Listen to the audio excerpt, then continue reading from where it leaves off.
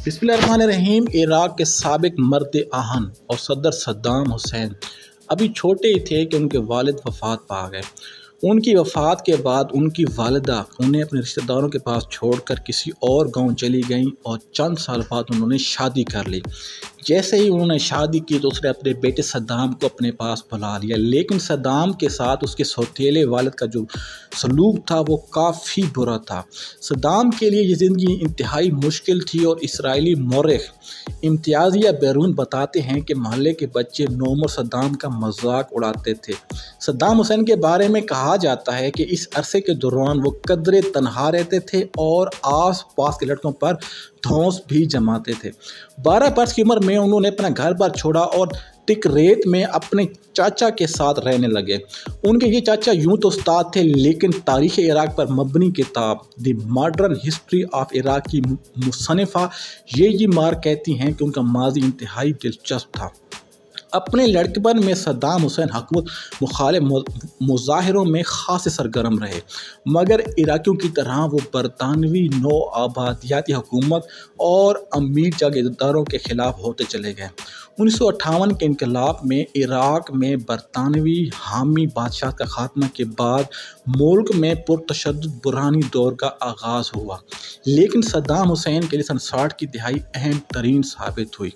Iraq की मशहूर और मारूफ पार्टी बेस पार्टी की हैसियत से कि रुकन की हैसियत से सद्दाम पार्टी के एक सीनियर रहनुमा और उनके चाचा के करीबी रिश्तेदार एमू हसन अल बाकर के दस्ते राह। सद्दाम हुसैन उस वक्त तक फ़ौज के ना तो कोई अफसर थे और ना ही फ़ौज का हिस्सा, लेकिन मौरख कहते हैं कि वो एमू हसन अल बाकर के लिए काफ़ी मुफीद काम अंजाम देने लगे। 1968 में जब बेस पार्टी इक़्तिदार में आई और एमू हसन मुल्क के सदर बने तो सद्दाम हुसैन इसी दौर में एमू हसन के दस्ते रास्त बन गए और हुकूमत के अहम और खुफिया काम खुद अंजाम देने लगे, जिनमें मुखालिफिन को मंजरान से हटाना भी शामिल था।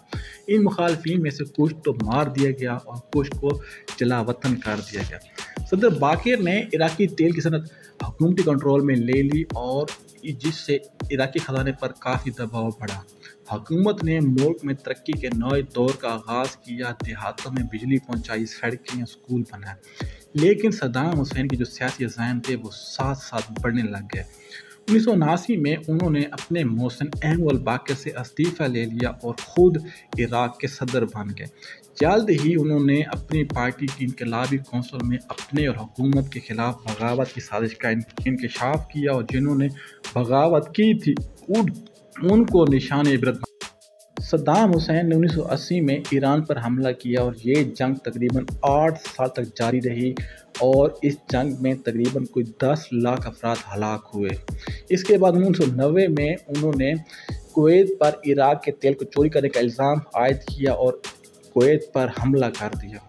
अमेरिका और बरतानिया खलीज में अपने मफादात यानी तेल की हिफाजत के लिए सद्दाम हुसैन को अपने लिए एक ख़तरा समझने लगे और उन्होंने इराक़ पर पहला हमला कर दिया। इस हमले को ऑपरेशन डेजर्ट स्टॉर्म का नाम दिया गया। 9/11 के बाद अमेरिका मुसलसल इस बात पर मुसिर रहा कि इराक़ के पास वसी तबाही के हथियार हैं और बरतानिया का कहना था कि इन हथियारों को सिर्फ 45 मिनट में काबिल इस्तेमाल बनाया जा सकता है। इसके अलावा इराक़ पर जौहरी हथियार बनाने और हासिल करने का इल्ज़ाम भी लगा। इसलिए इराक़ पर फरवरी 2003 में अमेरिका ने दोबारा हमला किया, लेकिन इराक़ पर अमेरिकी हमले और कब्ज़े के बाद से अब तक उनका कोई भी इल्ज़ाम साबित नहीं हो सका।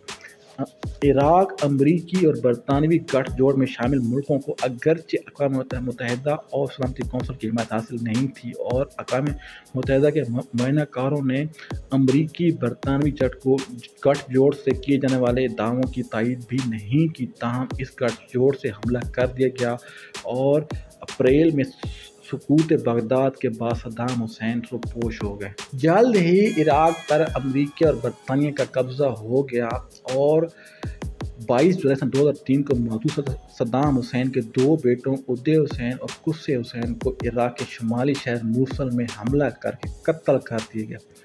14 दिसंबर 2003 को सनीचर की शब मकामी वक्त के मुताबिक 8 بجے صدام حسین کو عراق کے شہر تکریت کے قریب ایک کارروائی کے دوران گرفتار کر لیا گیا، جس کے بعد ان پر امریکہ کی نگرانی میں مقدمہ چلایا گیا، جس نے 3 نومبر کو صدام حسین کو 148 کردوں کے قتل کے الزام میں پنشمنٹ آف ڈیتھ کی۔ اس فیصلے پر عمل درآمد کرتے ہوئے 31 دسمبر 2006 10 ذی الحج یعنی عید کے دن صدام حسین کو پھانسی دے دی گئی۔ انہیں عراق کی اعلیٰ عدالت نے دجیل میں 1982 میں 148 افراد کی ہلاکت کے الزام میں پھانسی دی گئی۔ ان افراد کو صدام حسین پر قاتلانہ حملے کے الزام میں گرفتار کرنے کے بعد ہلاک کرنے کا الزام تھا۔ صدام حسین کے ساتھ ان کے سوتیلے بھائی اور انٹیلیجنس کے سابق سربراہ برزان التکریت اور سابق چیف جسٹس کو بھی پھانسی دے دی گئی۔ صدام حسین پر کردوں کے خلاف نسل کشی، جنگی اور انسانیت کے خلاف جرائم جیسے سنگین الزامات بھی عائد تھے۔ دجیل مقدمہ میں 7 میں سے 2 ملزمان یعنی برزان التکریت اور طه یاسین رمضان معزول صدر کے قریب ساتھی بھی رہ چکے تھے۔ جو باقی 5 افراد تھے ان میں سابق جج الوید الحامد اور بیس پارٹی کے 4 سابق عہدیدار جن میں عبداللہ خادم روید، مظہر عبداللہ روید، علی دائم علی اور محمد الزاروی بھی شامل تھے، جن میں سے 2 کو موت جبکہ 4 کو قید اور 7ویں کو ناکافی ثبوتوں کی بنیاد پر رہا کر دیا گیا۔ صدام حسین نے عدالت کی قانونی حیثیت کو چیلنج کرتے ہوئے اسے امریکی قبضے کا ایک ہتھیار قرار دیا تھا۔ مقدمے کی کارروائی کے آغاز سے ہی صدام حسین کے وکیل نے عدالتی استحقاق کے بارے میں سوالات جاری رکھے۔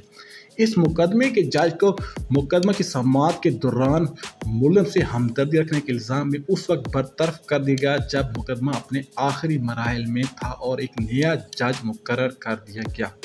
مقدمے کی کارروائی کے دوران صدام حسین امریکی قابض فوج کی تحویل میں رہے۔ آخری دنوں میں خبر دی گئی کہ انہیں پھانسی دینے کی غرض سے امریکی قابض فوج نے عراقی نژاد انتظامیہ کے حوالے کر دیا گیا ہے۔ ان آخری 2 ایام میں عراقی کٹھ پتلی انتظامیہ کے عہدیدار اس بارے میں متضاد بیانات دینے لگے کہ سزا پر کب عمل درآمد ہوگا یا کب نہیں ہوگا۔ وزیر انصاف نے کہا کہ قانون کی روح سے 30 دن لازمی ہیں۔ صدام حسین کے مقدمے کی سماعت کے دوران ان کے 3 وکیلوں کو قتل کر دیا گیا، جس کے بعد ان کے موکلین نے عدالتی کارروائی کا بائیکاٹ کیا اور صدام حسین نے بھوک ہڑتال کی کارروائی کی۔ عدالتی کارروائی کے اختتام سے قبل صدام حسین نے عدالت کو لکھے گئے ایک خط میں کہا تھا کہ ان مقدمے میں امریکی خواہشات کے مطابق ان پر کیس چلایا جا رہا ہے۔ ان کے خلاف جو یہ عدالتی کارروائی تھی وہ دراصل بغداد ایک خصوصی ٹربیونل کی سخت حفاظتی انتظامات میں چلائی گئی۔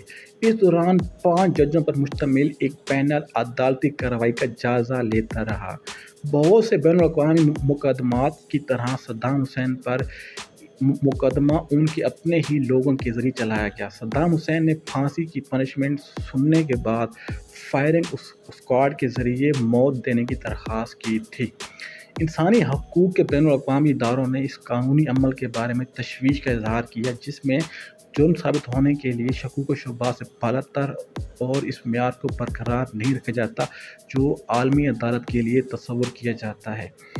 31 دسمبر 2006 کو صدام حسین کو پھانسی دے دی گئی۔ اس سے پہلے امریکی فوجوں نے انہیں عراقی کٹھ پتلی انتظامیہ کے سپرد کیا۔ پھانسی کا منظر انٹرنیٹ پر جاری کیا گیا۔ اس میں دیکھا گیا کہ پھانسی دینے والے عراقی شیعہ رہنما مقتدی اور صدر کے نعرے لگا رہے تھے۔ صدام حسین شہادت کا کلمہ پڑھتے رہے کہ تختہ دار گرا دیا گیا، اور عالمی جو مبصرین ہیں انہوں نے صدام کی موت